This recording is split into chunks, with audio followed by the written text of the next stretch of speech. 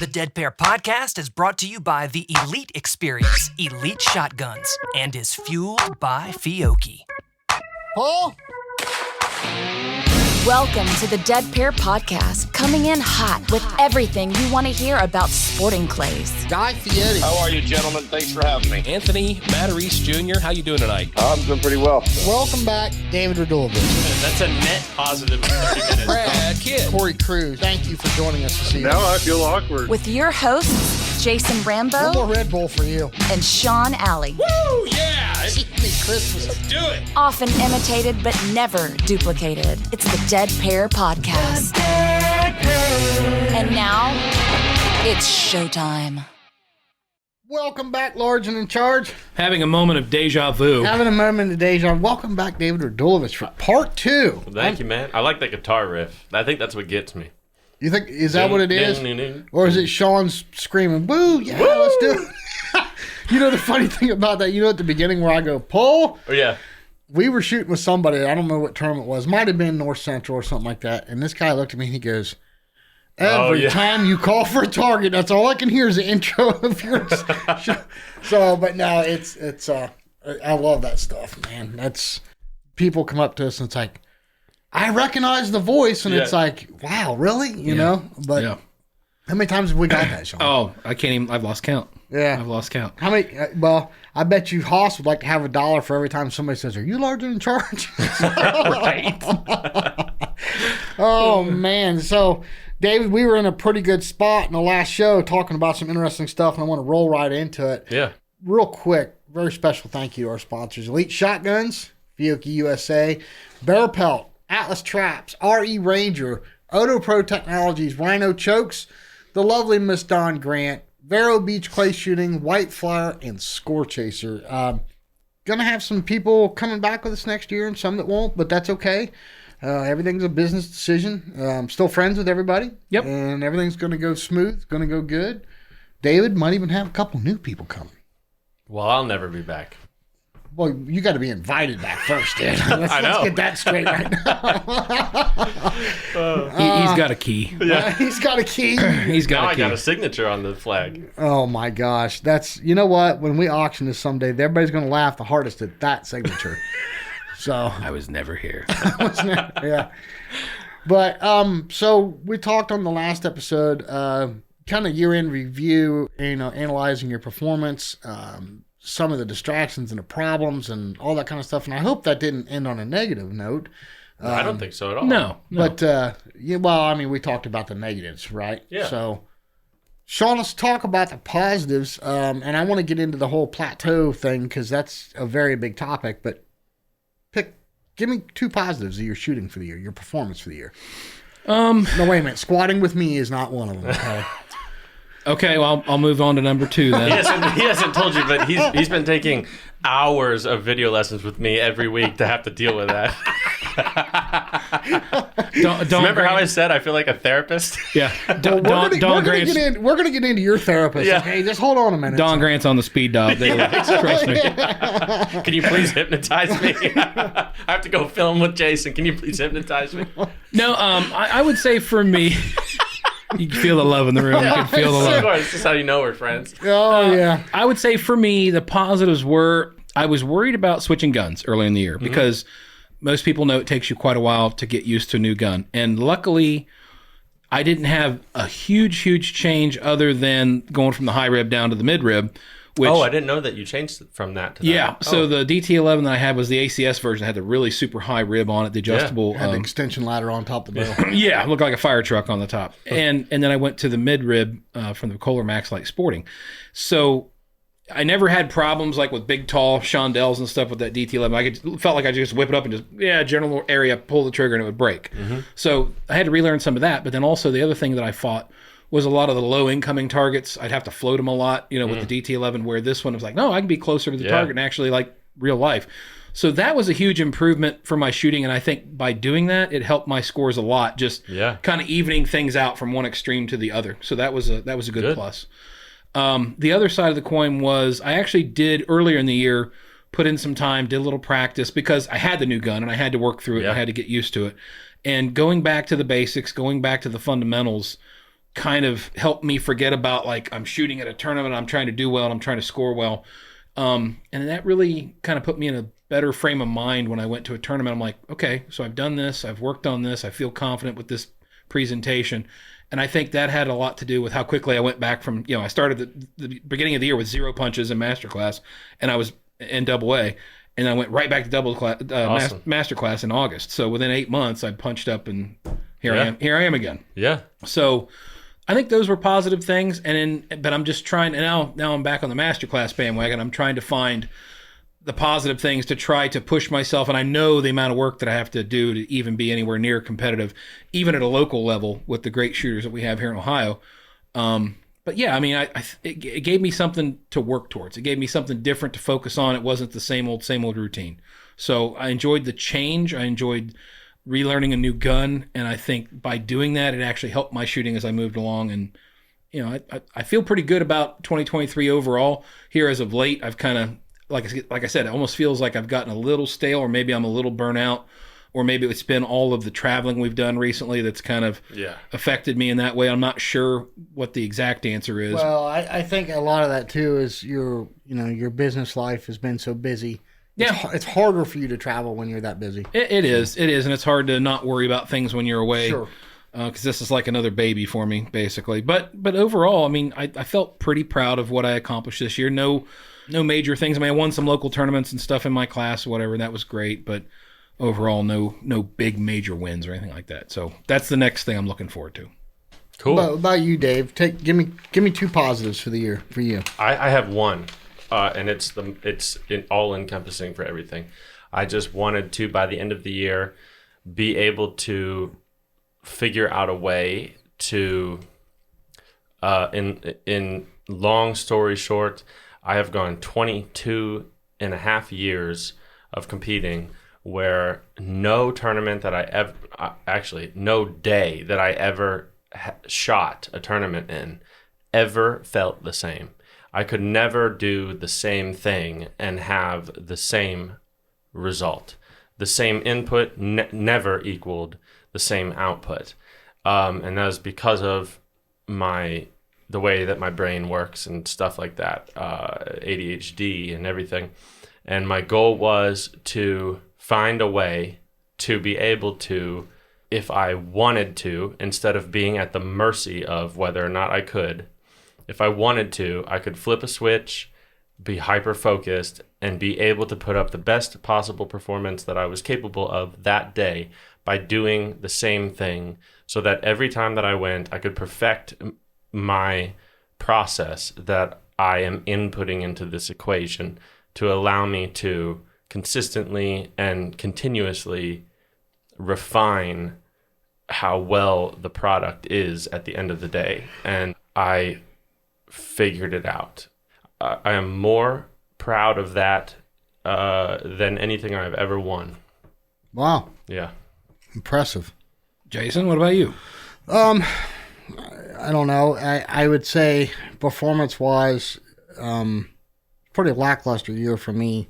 But if I could pick 2 positives, there were some shoots that, Chad talks about this, and I'd say this is probably along with the line of your performance at Nationals, is I didn't score as well as I shot. Mm-hmm. And it took me this year to realize what he was talking about. There were shoots that I went to that I shot really well, and I didn't. My end game or the number on the paper didn't show how well I shot. I just made a few mistakes along the way that cost me a score. And the same way with your performance at Nationals. I mean, dude, I was seeing you take targets 10 to 15 yards quicker than anybody else. Yeah. And I had those days. I mean, not at your level. Don't misunderstand what I'm saying. But I had those days where I shot really, really well. Mm-hmm. I mean, like very difficult targets. I would run stations, but then I'd come to the trash can laid at 15 yards, moving at 3 miles an hour, and shot 5 feet in front of it. I mean, I made those little mistakes that cost me. So if that's one, and don't think I'm trying to be cheesy. I'm not. I mean this sincerely, but I'd say the other positive is the friendships and the relationships, the new people that we have met this year. We've met so many nice people this year, and I feel like we were able to build those new relationships and new and exciting things for next year and meeting all the people that are audience of this show. I mean, it's been awesome this year. So for that, I take that as a positive. That's really cool. I mean, that's a big positive. Yeah. You know, I mean, Sean and I have met wonderful, wonderful people this year. And absolutely. And dude, it sounds silly. We've said it so many times on the show, but that's what pushes us every week to come in here. That's what pushes us every week to stay up late hours and preparing for a show or editing a show or trying to get content out. And that's that's our drive. Yeah. Has nothing to do with monetary. Nothing. Well, yeah, because it can't. Right. I mean, if it does, then you're in it for the wrong reason. I mean, definitely. You're just, not only are you in it for the wrong reason, but you're in the wrong sport. yeah. This isn't PGA. Yeah, go with something with some deeper pockets out there. Yeah. So let's talk about a plateau because, again, any kind of big shoot, national, regional, anything like that, I don't know what happened. I pull in the gate and I forgot how to shoot. But it seems like anything local, any kind of small shoot, I'm always stuck in the 80s. Always. I mean, I'm just like at this plateau. Shooting wonderful. I mean, running 6-7 stations in a row and then the wheels fall off and I end up in the 80s again. You said there's so many shooters. You work with shooters every day closely, and there's so many people that struggle with this. So how do you recommend, or how would you talk to our listeners and help them out to overcome that plateau? Yeah, 100% of people struggle with this. Yeah. I mean, we're not going to mention any names, but you and I have talked about people at the top of the game that struggle with this. Yeah. So, I mean, literally 100%. Myself, every person I've ever competed against, everybody has this problem, and everybody has this problem at different levels. And it's basically, here are the plateaus: mid 60s, mid 70s, mid 80s, low 90s winning shoots. Those are the levels that you're going to get stuck at. And whether or not you get to the next one depends on your ability to do this thing. yeah. And the problem is that, I mean, do you want to ask me questions about it, or do you just want me to go on a monologue? Tangent? Yeah. Well, let me interrupt real quick because I know that you started shooting at a very young age compared to a lot of people. Mm-hmm. So can you remember back as you were learning, getting taught and everything else, when you hit a certain plateau, was it, and you were probably working with Wendell most of the time, right? Yeah. I started when I was 8, and I started working with Wendell when I was 10. Okay. So I'm sure that there was probably moments where you felt like, okay, I'm doing everything I think that's right, but I still can't get my scores any higher. So what was it? Was it something that Wendell said or Wendell taught you? Or was it some kind of self-realization that I need to do something different to get over this hump? Yeah, it's a good question. I already have a rebuttal for your answer, but go ahead. I don't think you do. I know I do. So that's a really good question, but the only type of person that this issue does not apply to is a kid. Okay. Okay, never mind. You just took my answer and my rebuttal. Okay, yeah. Fair enough. That's why I said I don't think so. Yeah. And it has to do with the neuroplasticity of the way that the brain learns. And when you have child neuroplasticity, I'm ADHDing on the actual name of it. You can think of it like this: you learn passively through observation. You do a child once before their brain chemistry has changed to where they have adult neuroplasticity. What happens is literally a kid does not need to actively, intentionally pay attention to the one specific thing they are trying to learn in order to learn it. You don't, as a kid, need to say, oh, I need to get better at the timing in my hands for my mount. So therefore, in my practice, I need to specifically only pay attention to and feel the speed and control consciously the speed that my hands are moving in my mount. Because if you just shoot, you'll get better. And it's because of, and this is why kids can learn languages faster. They can pick up, literally you give a kid a soccer ball and 2 weeks later, they look like they've been doing it their whole life. You get an adult a soccer ball and they still will fall over if they try to kick it right. Years later. And so the difference between, the neuroplasticity of somebody under the age of around 25 versus afterwards completely changes this equation.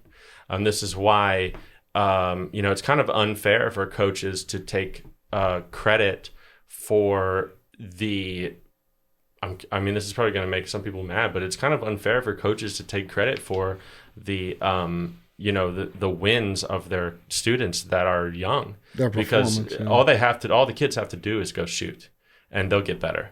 And the kids, with volume alone, pretty much, and dependent on how horrible their mechanics are, that will influence how much volume is required. But volume alone, a kid can get to the second highest plateau, so to speak, by just shooting. They'll figure it out on their own. Yeah. Now, see, all that mumbo jumbo aside, Yeah. my point was about I need to read that Richard Feynman. I need to get on that Feynman.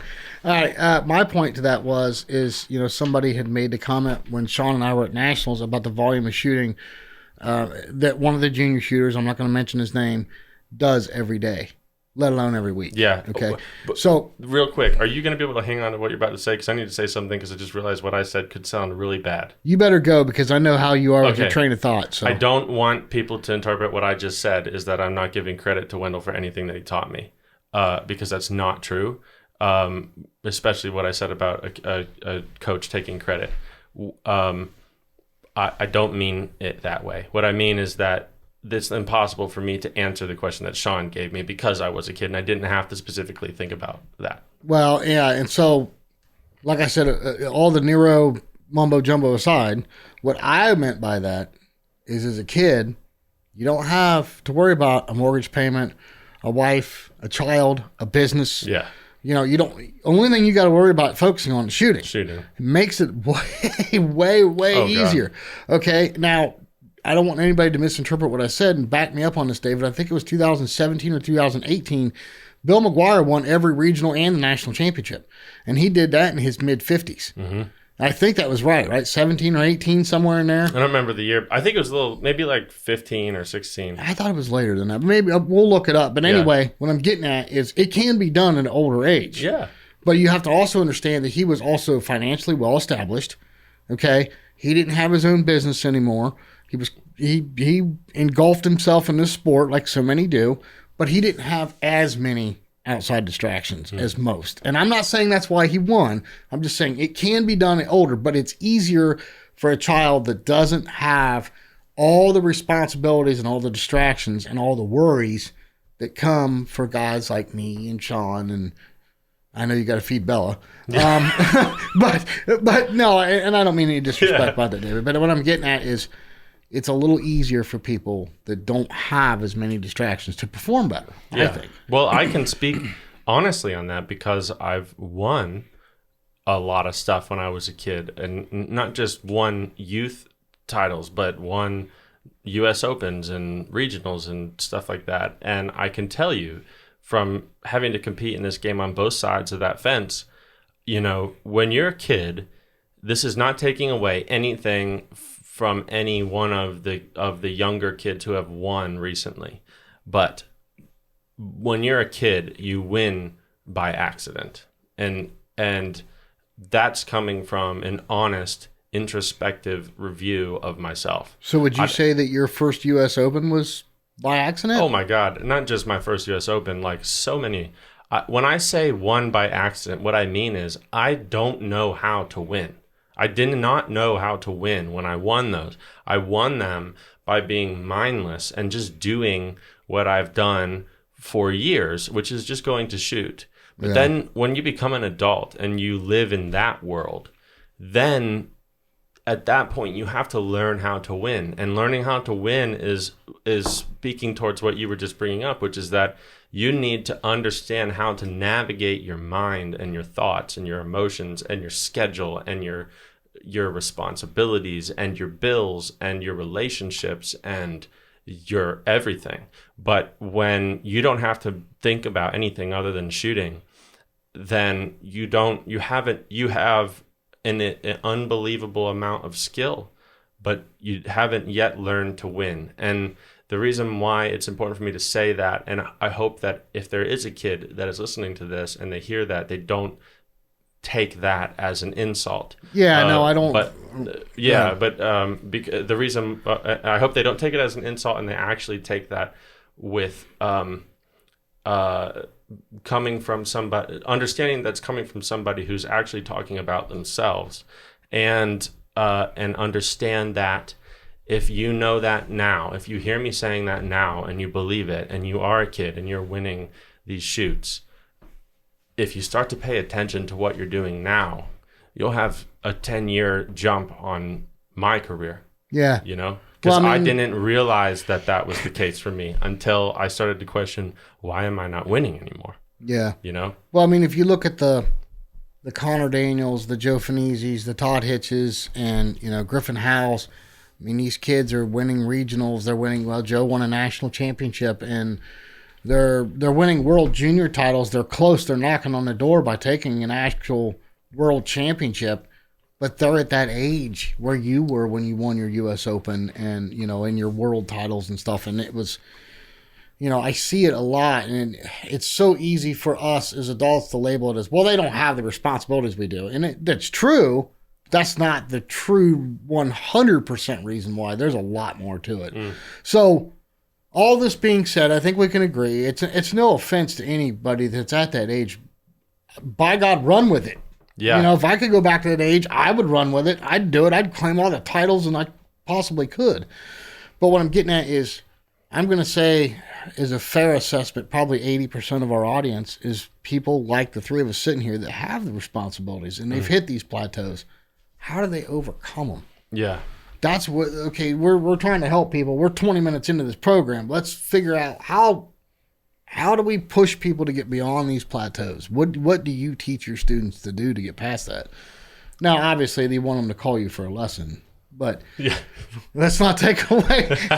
let's not take away your marketing here. Right. But let's generalize. Let's generalize, right? Yeah. Well, this is where in the last episode I kind of made a joke about it. I feel like sometimes I feel a lot like a therapist because you have to take that type of approach to this.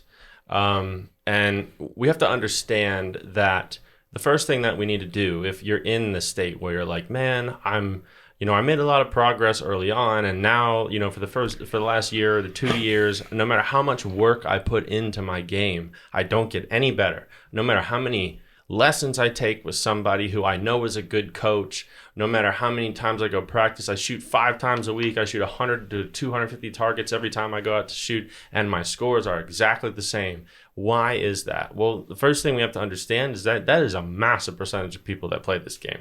Yeah. And the second thing we have to do is understand really what is involved in the equation in not increasing your scores, but what really is getting better in this game. Getting better in this game is not being better at shooting. It's being better at learning. Mm-hmm. And being better at changing physical movements that happen on autopilot when you're not thinking about it.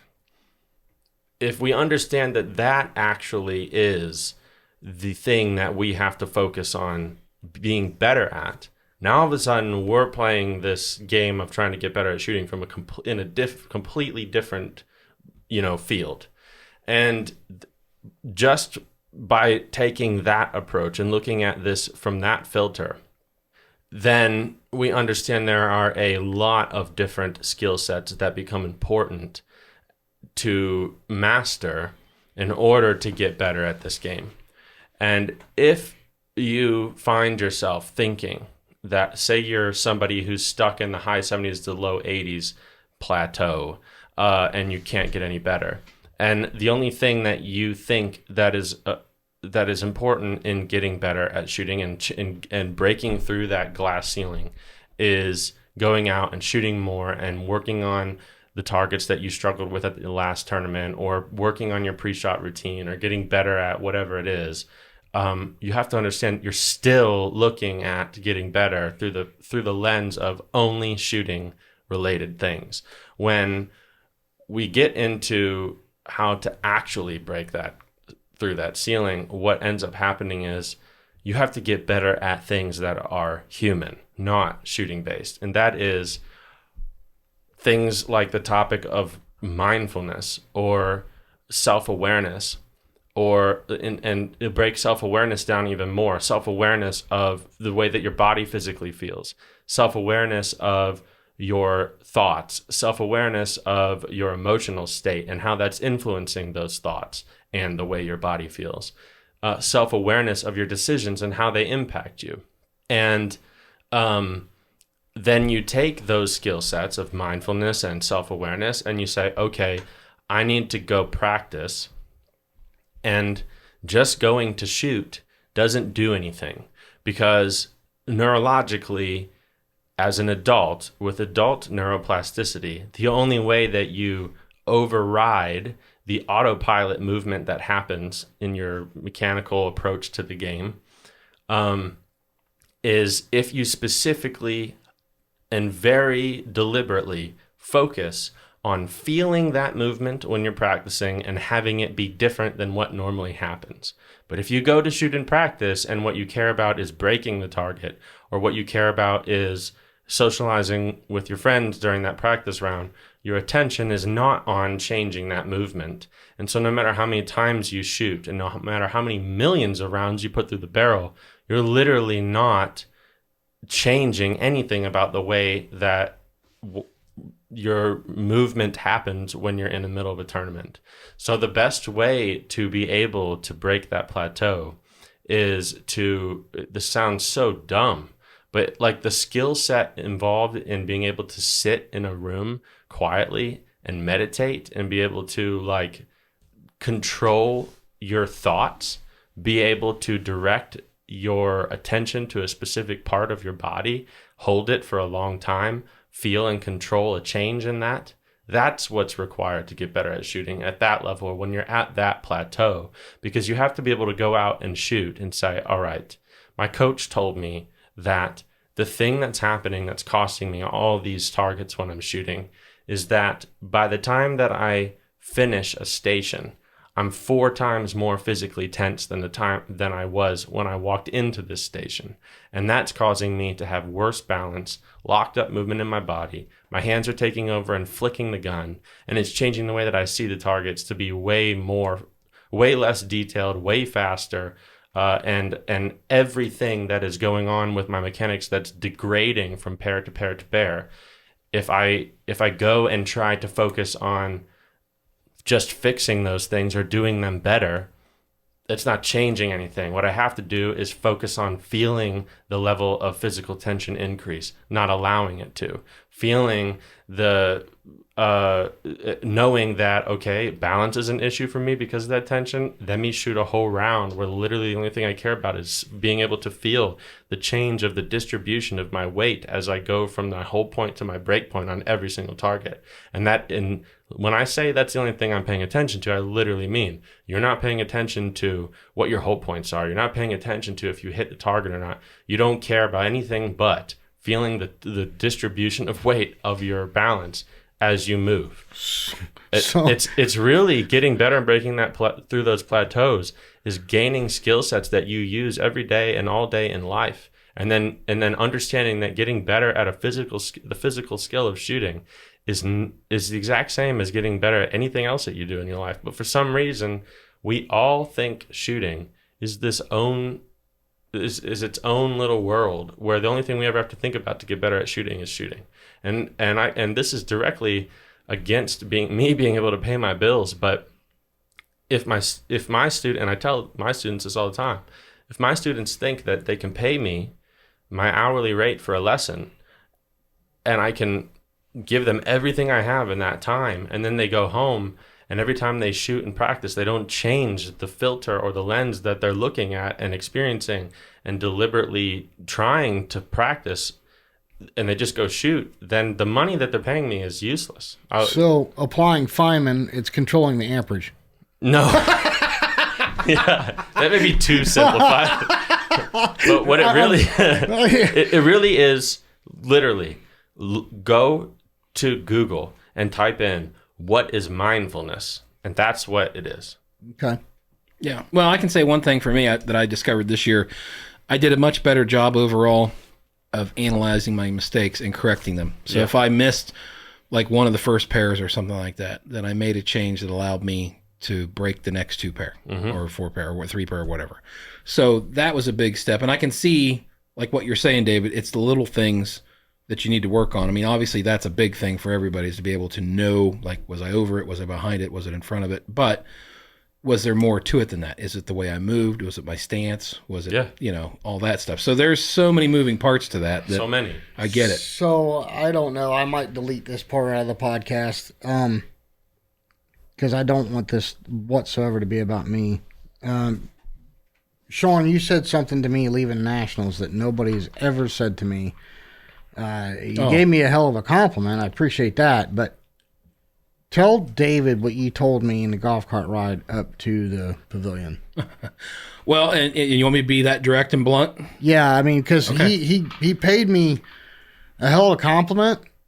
This is kind of like, say something nice before you destroy him. Yeah. But he paid me, and nobody's ever said that to me. Nobody. And way he got my attention was he paid me this compliment, and then he laid into me with like both barrels at the same time. So go ahead. It's just my way. Yeah. It's good. No, I told Jason, I said, look, man, I said, I've watched you the last couple of years. I mean, you've got a whole practice course set up in your backyard. You'd have no excuse to not go out there and shoot. And you do. You've practiced on your form. You've worked on your technique. You've worked on your stance. You've worked on your mount. And when I watch Jason, he moves a lot like some of the big name pros. I mean, he does. If you watch him shoot, when he's doing well, he shoots like a pro. But the thing holding him back is, I think a lot of it goes to number one, he puts so much on him to perform when he goes to a tournament that I think he loses sight of why he's there. Yeah, you want to get a good score. Yeah, you want to win your class. Yeah, you want to do this, that, or the other, whatever. But I think if you can't distance yourself from that way of thinking and dumb it down to the point where you work on the things that you've been working on. You break every target in your backyard. There's no reason to go to a tournament. And if the difficulty is the same, you should have the same results, right? I mean, sure, everybody's going to miss a target here or there. But I've seen Jason have some meltdowns that are not good. It's called implosion. Yeah, and it radiates from him, and it actually can get so bad that it affects other people. Because he's just carrying around this negativity, and I don't know how else to tell him that. It's like, look, you've got to let that go, because if you keep letting that affect you, you're never going to be a better shooter. And if I can and again, that was just being brutally honest between me and him. And again, we might edit this part out or whatever, but I mean, again, I think that Jason's a great shooter. I think he can be a great shooter. But if you don't balance that out with the expectations that I'm going to do well, or I'm going to put the pressure on myself to do well, or I intend to win this event, or I intend to win my class, that all goes out the window the first time you make a mistake, and then you feel like the wheels are coming off, and then it goes downhill from there. Yeah. So well, that goes back to some of the compliments I've had this year. We shot with a father and son. They were squatted with us for all of our main rotation at the Nationals, and they were complimenting me, and I'm looking at them like, are you nuts? I mean, these guys like outperform me 10-1, and it was like the one guy that was shot so well, he was like, I wish I could shoot like you. And I'm like, what? Have you looked at my score sheet? It looks like somebody pulled it off a patterning board, and he's like, if you can control yourself, nobody will beat you. And I'm like, and then on the way up to the clubhouse, I'm like, did you hear what he said? And John's like, let me tell you something. And then he laid this smackdown on me, and he actually did it a lot more. I give you credit for being podcast editable, but he did it in a much stronger manner. Yeah. And it made me wake up and go, I mean, I just sat there for a minute. I didn't know what to say, and I looked at him and I said, why didn't you have this talk with me on Thursday before we started? Yeah. But it made me realize some things. Now, this goes back to where Chad called me rev limiter all the time, because that's just the way I am. I mean, I'm so intense about it. How did we get on all this? I don't know. But this is coming to the portion of the show. Nobody beat me up in an email, okay? Let me finish this first before you pass judgment. David, I don't know if I can say this with a straight face. I don't know. I don't know what I was about to say. You're the biggest head case in sporting clays, period, okay? So I want you to tell Sean, because I haven't told him this, and we'll edit the bad part of this. Sean Alley, listen to what David's psychiatrist told him about himself. Word for word, explain the situation and exactly what he said.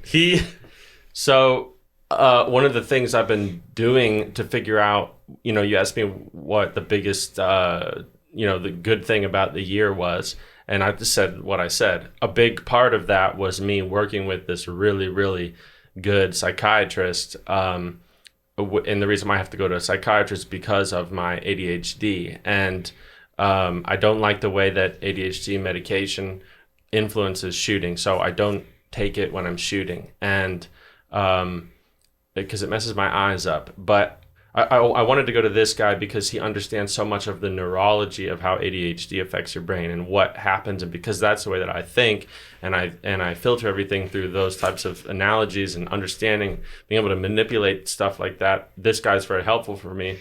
So we all, really what I'm going to him with is one of the reasons why I keep so much insane data points of my shooting for my health and my sleep and my heart rate and all this stuff. I mean, is so that I can go to him and talk to him about, these were my thoughts. This is how I was thinking. I was able to control my ability to focus and this and this, and I can measure and see the correlation between my ability to be present and thoughtful in the moment, because look at how my physiology was in those moments. Like my heart rate was up, my calories burned were high. It's because I'm in the moment instead of daydreaming about bullshit and not having any relevance in my thoughts or physiological response to the situation I'm in the moment.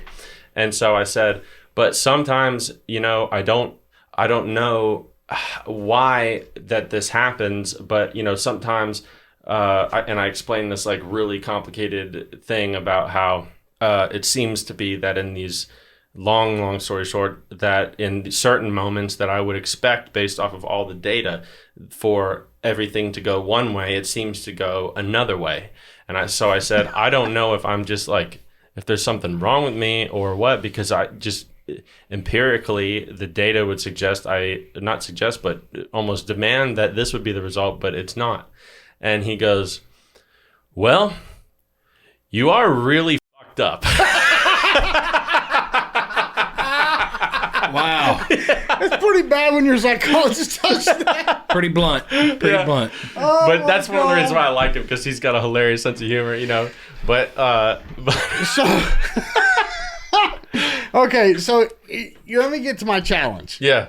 There's so many people, especially at the top of this game, that want to... Real quick, does this move on from what we were talking about? Yes. Okay, let me add one thing then. Yeah, absolutely. Okay, so going into kind of getting a little bit better example of how to exit that plateau, the biggest thing basically I just talked about self-awareness and mindfulness and kind of being introspective and stuff.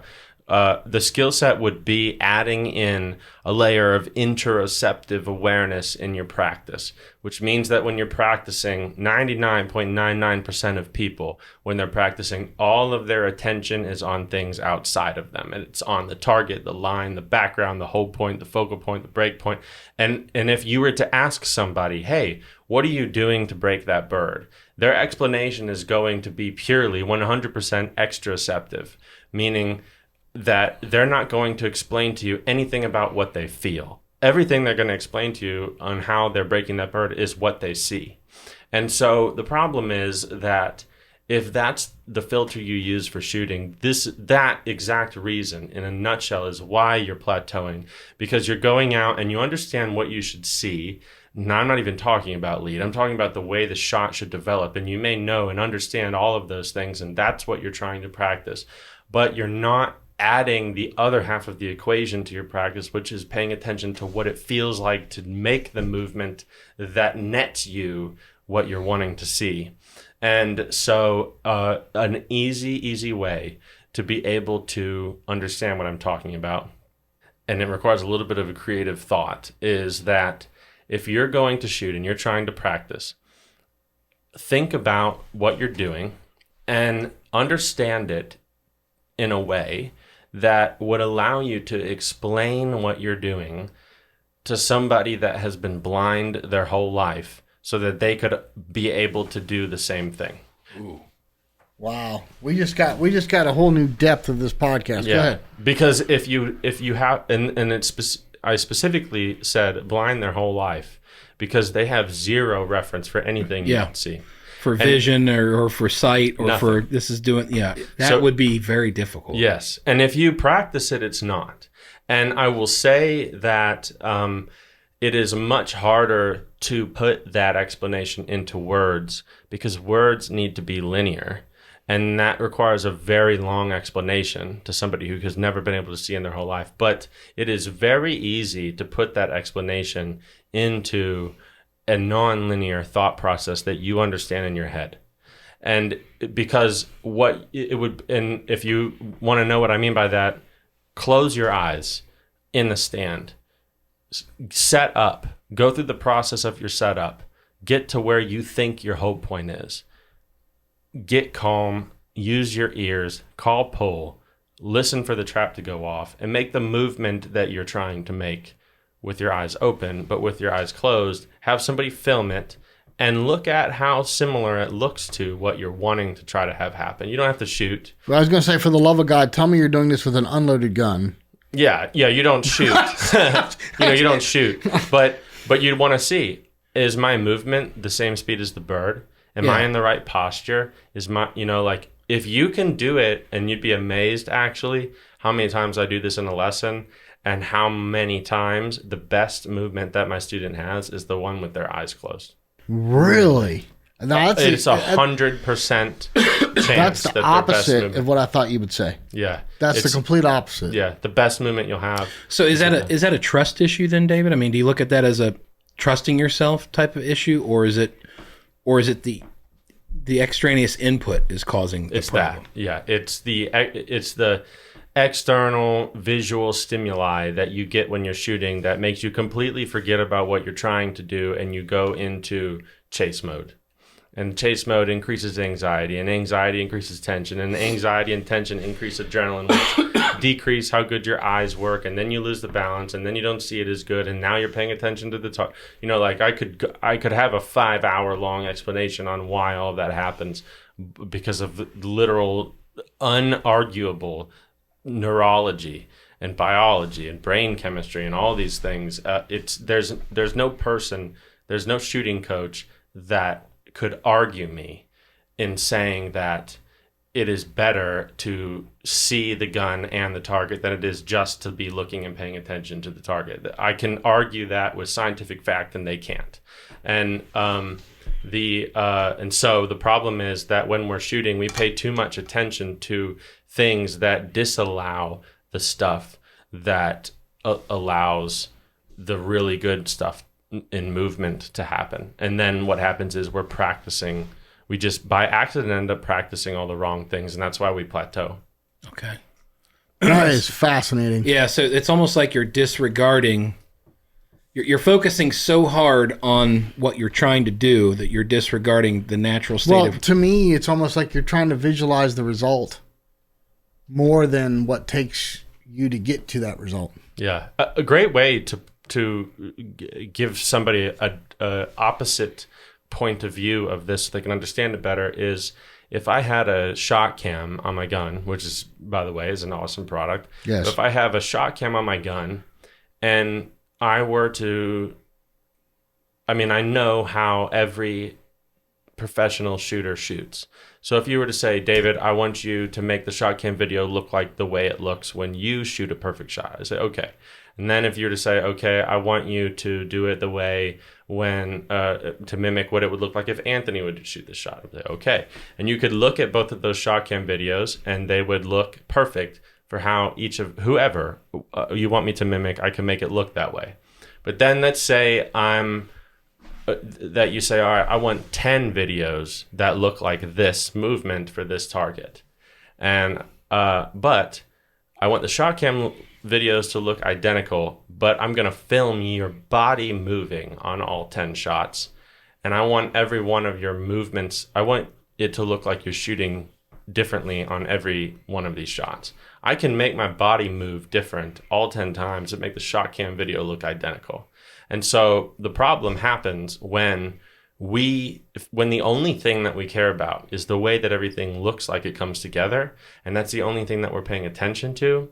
And the way the brain works is it doesn't allow you to be interoceptive in that moment. It's the same reason why when you're working really hard and you're, behind on a project and you get hyper focused on something, you don't notice that you're hungry or you're sleepy or you're tired or whatever. You're so exteroceptively focused that you've lost interoceptive awareness.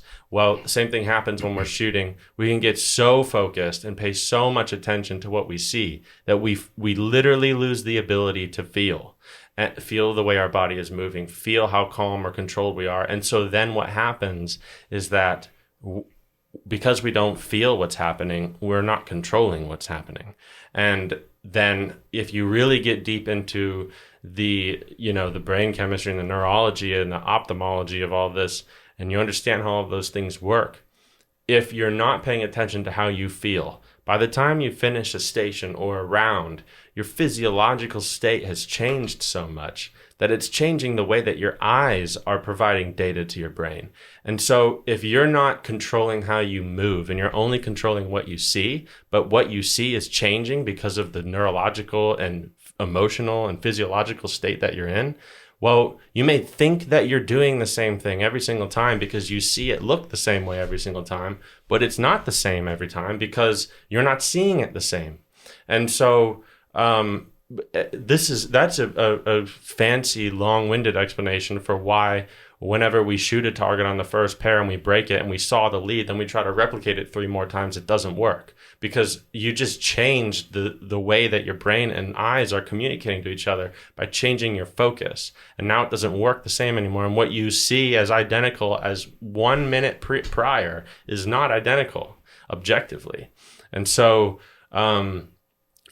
if we're just focused on that over and over and over again, then we just, the best way to do it is say like, hey, and this is also not me sitting here and saying you can't know what the lead is and you can't pay attention to the gun. I'm not saying that. What I'm saying is that's 50% of the equation. The other 50% of the equation is that you need to be able to define what your body is doing so that way you can do that every single time exactly the same and see it the way that you want to see it and know that those two things are happening the same way every time. Okay, let me throw this out there. We can cut this out if this. I know this might be getting long. No, you're right. Green Station, Super Squad. You remember the last station, Station 10, had the platform and everything. Mm-hmm. The station before that, Station 9, had the big scissor lift behind the trees, had the quartering bird coming out. So me and Jason shot that morning, and I think we started on 8 just before that station. So I got to Station 9. When I got up there, I was the first shooter, and did my plan, whacked the first quartering bird, smoked the big tower bird. So I felt like my plan was right. So going into the next one, I'm like, okay, so I need to move here, pull the trigger, move here, pull the trigger.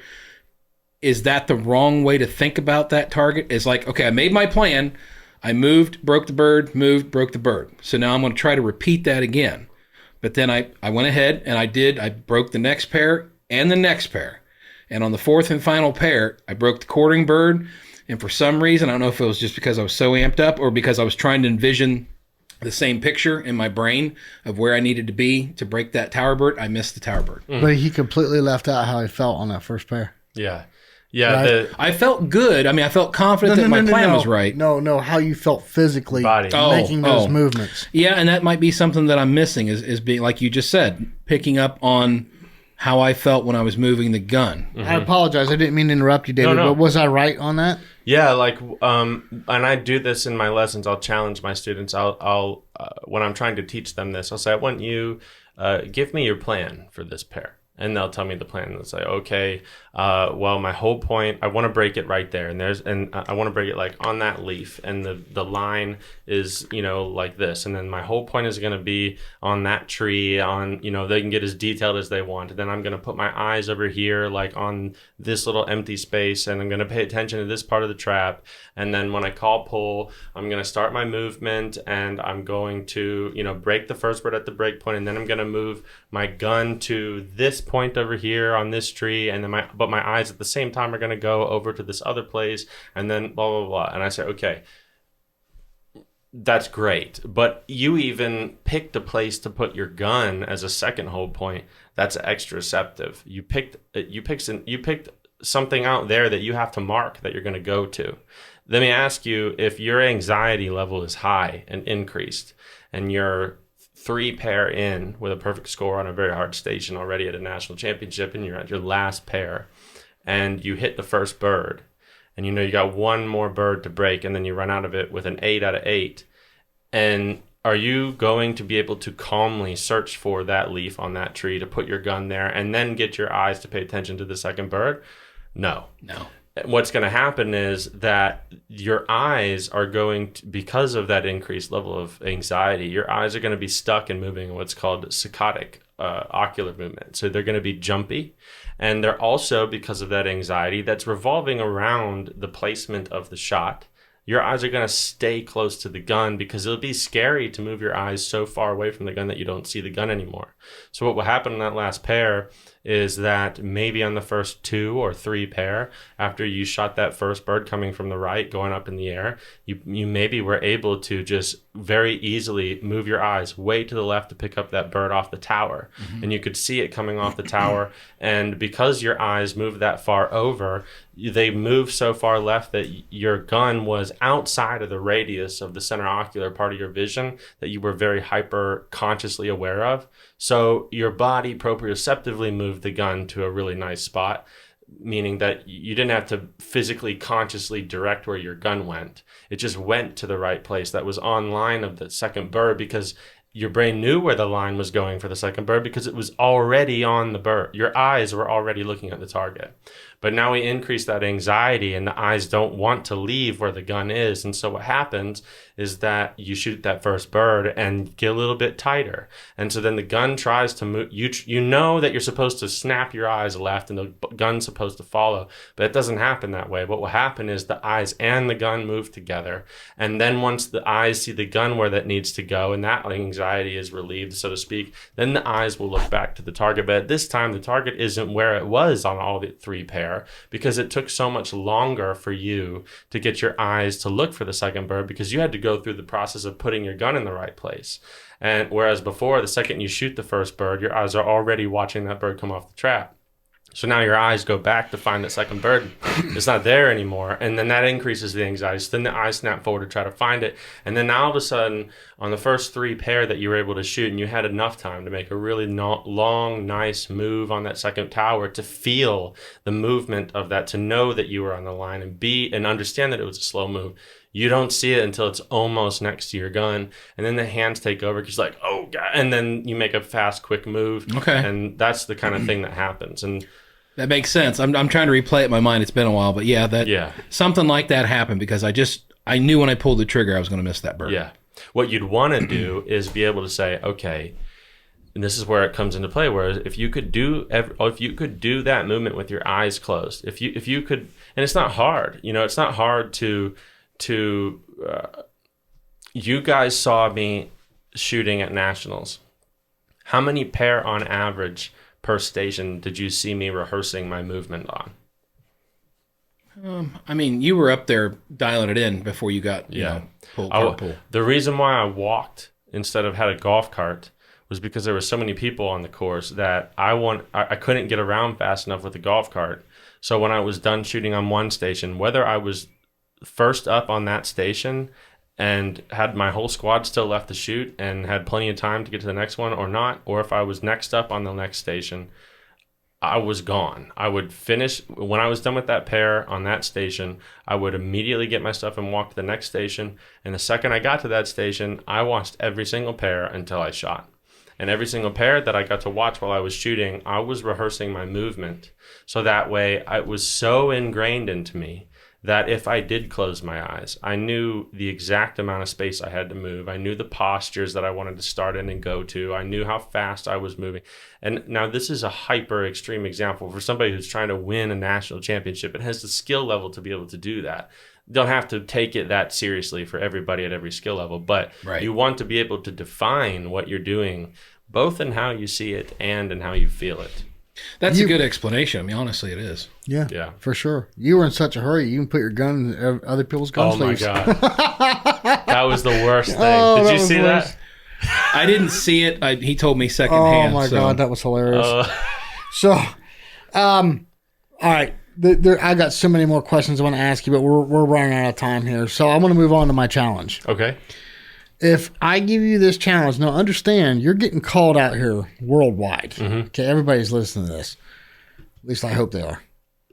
If I give you this challenge, are you going to go through with it? Are you going to try it? It depends what it is. If you're going to ask me to like mow your yard every month, I'm not going to do it. Well, and it's definitely not answer your phone because we know you can't do that either. So many people at the top of this game want to think that Dawn Grant stuff is voodoo or whatever, and they don't understand what it is that is in her program.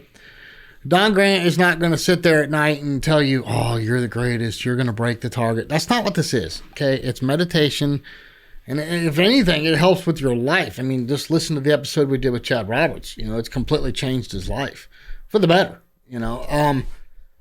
But my challenge is for you to try her program. Would you be willing to try it?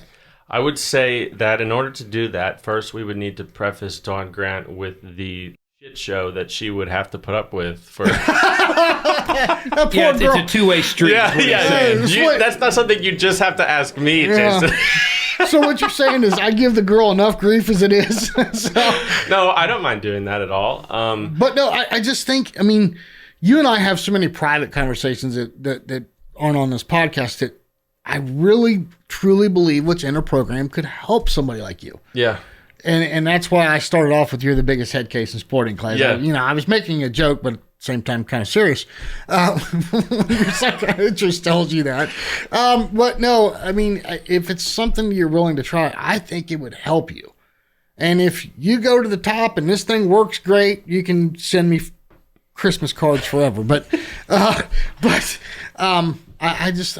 a challenge. I want to see if you're, you know, during your drive. I know you do a lot of driving and stuff. I mean, and you got a self-driving car. You could do a lesson. It's not just sit down and meditation. I mean, there's lessons involved, and it has nothing to. I mean, yes, she's based her program on shooting, but it's so much more than what people think it is, and it's so different than what people think it is. And I think the people at the top that want to give discredit, they don't know what's in her program, or so they wouldn't be talking like that if they knew. Well, listen, I am all of the other guys at the top. I'm very used to being, you know, the number one comment that I get when I'm talking, it's a joke. People say it jokingly, but they also mean it. Like all the other guys, I mean, they all make fun of me for how uniquely weird that I approach the game. You know, way analytical. I mean, I'm sitting here, you're asking me what's the best way to not plateau, and I'm telling you to meditate and learn mindfulness. Right. And, you know, and so, I mean, that's, I was very happy to hear when you told me about what is included in Dawn's program, because Well, listen, you know, I just scratched the top of the iceberg on that. I know, There's a lot yeah. there. But you know, I recognize. I said this in a lesson like last week in Rochester. I recognize that I lose students because when I start to open my mouth, people think that I've lost it. You know, because of the things that I talk about and the holistic approach that I take towards shooting and the analytical approach that I take towards shooting, or the fact that I'm bringing science into shooting. And people think it's not that complicated. You're just putting a gun in the air and you're shooting a thing flying through the air. It doesn't need to be that complicated. Look, it does. Because, you know, take it from somebody who, you know, I have to take it to that level because I don't have the time to practice, and I have to beat people that shoot 40,000 rounds of practice in a month. And I'm able to do that because I don't make any mistakes. I don't make a mistake on a course, and I am able to over and outthink the people that I have to beat that are good and as good as me because of their practice. And so imagine what would happen if you were able to do all of those things. And, Yeah. you know, and I'm probably going to get crap for saying this, but thank God that everybody else kind of makes fun of me for bringing things up like this, because I wouldn't be able to win if they thought I was serious. You know, the other guys I have to beat. And because shooting is not as simple as just looking at a thing flying through the air. If you're trying to win a world championship, Right. Why would every other professional athlete in every other sport have to think of their profession in the way that I think about mine? But we don't have to do that in our game. Yeah. It's not true. And so to hear that Don Grant brings things into shooting that are about how to make your life better, you know, how to be mindful of the way you feel, how to control your emotional state, how all these other things. And, you know, I would gladly do that, because I would, even if it's things that I already know about, I would happily support somebody who understands that getting better at this game is more than just going to the club and buying targets to put on a card. Yeah. And just to let you know, you said that we would have to ask Dawn first. Yeah. I'm not saying I was talking about you behind your back, but I kind of was. I've already talked to her about this, and she's on board. She's like, I would absolutely love to work with David. Listen, if this is all a ruse so that Joe Skull can understand how my brain works to mess with me even more. No. Actually, Joe doesn't know about this. Okay. So, but if he's listening to this right now, he is grinning ear to ear. Let me tell you. I'll never win another tournament. He says targets out. He's going to know all my inner secrets. 16 stations of big incoming crows. That's all it is. Exactly. Oh my God. No, but I just, it's so much more than shooting. And that's what, you know, Chad and I have talked about it a bunch. Of course, he was on this program talking about it. And it's the things that she teaches you. I mean, it's, you know, Chad's a different person since completing that course. I can see that. In his life, let alone his shooting. I mean, his wife was like, at one point, she's like, who are you? You're not the guy, you know, you're not this blowing up because something spilled in the kitchen, you know, and he's just a different person. Yeah. And it's actually, it was kind of fun to watch him go through that. It's like, wow, he is really, you know, but it's a permanent change. Yeah. And it's not that, listen, you know, so many people think it's make you, you know, she's going to dangle a pocket watch and make you cluck like a chicken. That's not it. It's more meditation than it is hypnosis. That's so important. But for all of life. Yeah. You know? Absolutely. But and the cool thing, and Sean's starting to dive back into the program now. Oh, yeah. Sean, you can back me up here on this. I mean, it's a lot of not only meditation, but the lessons that you go through. It actually makes you understand things about yourself that you didn't. Yeah. And it helps. And all this boils down to is when you're in the box is controlling everything from emotions to thought processes. That's exactly what you know, going back to your physical movements like you're talking about and being self-aware and all this other stuff. And me, I'm the biggest.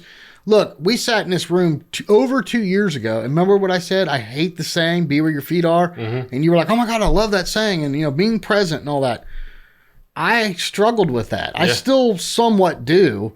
It's like, well, I know where I'm at, you know, but no, you don't. Yeah. You know what I mean? Because when I'm in the box, there's times I get anxieties and stuff about targets. And it's like, it's just a freaking target. Why am I getting all this anxiety? But it's everything that leads up to that. Yeah. Your whole life. Right. And she helps you put things in perspective and you just freaking breathe. I mean, I need to get back on her course even harder than what I have been. I haven't been devoting as much time to it. And again, it's not an excuse. If you're serious about it, you're going to take it seriously. Being a month away from your family and flying all over this country, that I have flown more in the last 6 months than I have my entire life put together. I have traveled more miles. I'd hate to know how many miles I've got this year. I mean, I've been to Texas, New Jersey, Florida, Chicago. I mean, I've been all over the freaking map, California. I mean, and that's not me. You know, I'm close to home. I'm a family man. I quit my job to be with my family and start this business, and I've traveled more than I ever have. Yeah. So it's been hard for me to follow the program. There's my excuse. Yeah. You know, and that's probably something that you found out about yourself is how you give yourself excuses. Quit that. You know? But no, if you're willing to try it, it's a challenge. I'm calling you out. Yeah. You know, and she'd be willing to help you. Sure. So. Yeah. I mean, if you want a summary for it, think of it this way. There are so many podcasts that you can listen to outside of this game that have really successful people as guests. Yes. And whether or not you agree with the people's opinions that are on these podcasts as guests does not matter, because every person you can learn something from if they've accomplished a lot of things in their life. And or even if they haven't. Yeah. And there is one common denominator among every single one of these like industry leading or game changing, world changing thought leaders in our on our planet right now. Mm-hmm. Who you would think, like, how do you have time to do anything in your life? You know, like all these things that you're doing and being in charge of and whatever it is, all that you would all think that about every single one of these people. There's one thing that they all do. They take time to sit in their own thoughts and pay attention to what is influencing the way that they feel and think every single day. Yeah. You have to do that. If you don't do that, trust me, that's one of the biggest things that I've done this year is to just understand how my personality is to get massively caught up in the chaos. I thrive in chaos. The more chaos that I am in, the better I'm going to do, because it's actually stimulating to me. If I have a very easy day, it's boring. If I have a crazy schedule with an insane amount of work, then it's exciting to me, and I can outwork anybody in terms of like not paying attention to I'm not sleeping or forgetting to eat, and I'll just keep going because it's fun to me and it's engaging in my thoughts. And but I can very easily do that and just ruin my ability to perform well on a course because I haven't paid attention for the past 2 months what I've been doing to my sleep, to my health, to my all of that stuff. And you get so caught up in things like that all of a sudden when it's time to get there and actually perform, when that's the moment when everything kind of stops, then it all hits you. Yeah. And that's one of the biggest things I've done is like, okay, if that's the propensity that I have every single day to do that, I need to not allow myself, at least when I don't need to do that. Yeah. Well, Sean Alley, getting deep in here. Yeah, it's getting deep, and we could keep going, but we're well over an hour, so we're gonna run. Cool. The Dead Pair. Sean, before we wrap this up, first of all, obviously, Merry Christmas and Happy New Year to everyone. And I'm saying this because we're not going to have a show back out until, I think it's Thursday, January the 4th. Yeah, that should be the first show back out for 2024. Yep. And obviously, we have a lot of people we have to thank. First and foremost, I want to thank my beautiful wife for tolerating the two of us numbnuts and making us sound good. And then, of course, no doubt. If it wasn't for her, Sean, we'd sound twice as dumb as we already are. Absolutely. Of course, we have our sponsors, Elite Shotguns. Man, what a fabulous year it's been with them, Sean. Absolutely. Then Fiocchi Ammunition. They helped us out big time down at Vero for the Dead Pair Blast. That was awesome. Everybody enjoyed the cocktail hour. Plus, Sean, can you get any better than the little rhinos? Nah, dude, they're good. I am liking the white rhinos, though, so I am playing around with the ounce and an eighth a little bit. You are, too, I think. Oh, yeah, I have been. I've been experimenting. I love them. So, of course, Bear Pelt. Thank you very much to Bear Pelt for being with us. I think they've been with us 2.5 years now, Sean, and it's been an awesome ride with them. Yep. Rhino chokes. Of course, we love us some rhino chokes, and their barrel porting, their chokes. All the work that they've done for us has just been absolutely top-notch. Yeah, and a big thank you to Rhino for donating that complete package to our Dead Pair Blast. That was awesome. Whoever the winner was, I can't remember his name off the top of my head. Full gun package, Rhino chokes, porting, custom fit, all that stuff. That is going to be forcing cones. That's right, forcing cones was included in that. That is an awesome prize package that they donated. Absolutely. Of course, RE Ranger. See it further, see it faster, see it clearer with RE Ranger. Sean, I'm hoping these new prescription reacts are out sometime around the first of the year. I know you guys have been getting a lot of heat for that. I know they're working very, very hard. I will say this. I love my regular reacts. They work perfectly. I don't think there's a better lens out there. It's really, really amazing what you can pick up with those lenses. And of course, the girls at Auto Pro. Sean, I was an idiot, as you know, and drove over one of my custom fit Phantoms, and the turnaround time was phenomenal. The girls knocked it out.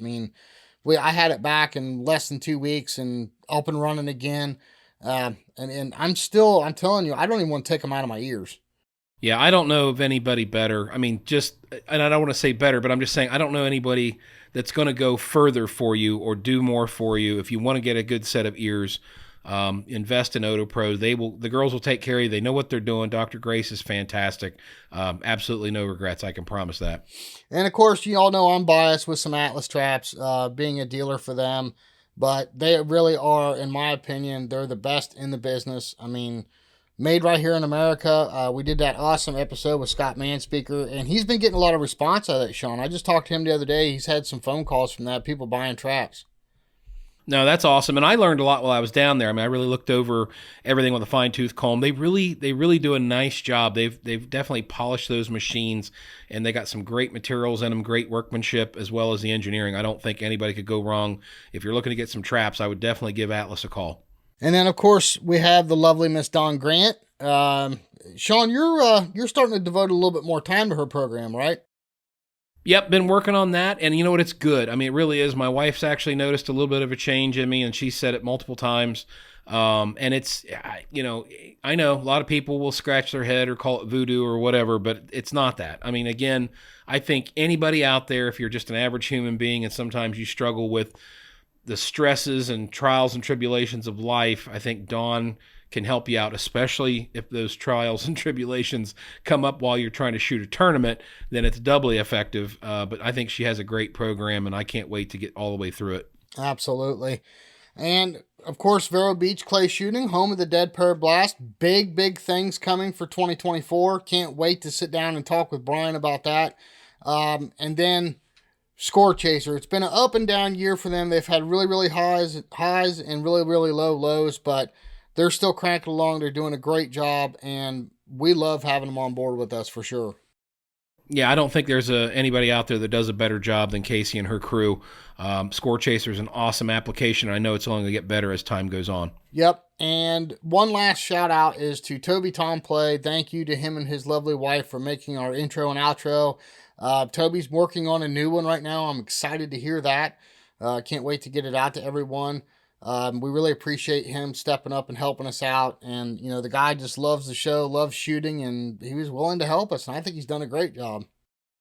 Yeah, big thanks to Toby. And again, it's just really nice that he's also a shooter because it's nice to be able to talk back and forth, and it's not just a one-sided relationship.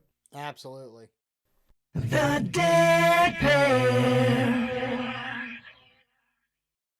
Every week, we tell everybody. And I called you out last episode. Yep. Called myself out. We're going to challenge each other next year. We're going to take at least one new person a month shooting. Heck yeah. So, again, we tell them every week.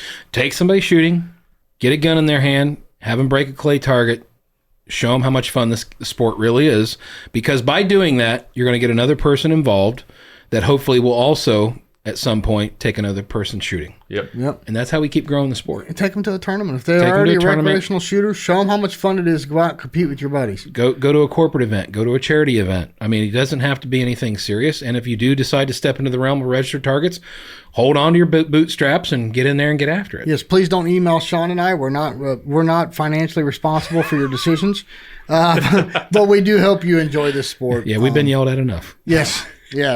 All right. Well, he epic failed this last time, so I'm going to try it one more time. I already know where you're going, and I'm pre-warning you. I'm going to fail at this again. All right. So David's fired. Sean, guys, we can't wait to see you all back here on the Dead Pair Podcast. We'll see you next time on the Dead Pair Podcast. The Dead Pair. The Dead Pair Podcast is brought to you by Elite Shotguns and Vero Beach Clay Shooting and is fueled by Fiocchi USA. The Dead Pair theme song was written, arranged, and produced by Toby Tomplay. Special thanks to the following sponsors: Bear Pelt, Rhino, Otopro, Dawn Grant, Atlas Trap Company, RE Ranger, and White Flyer Targets.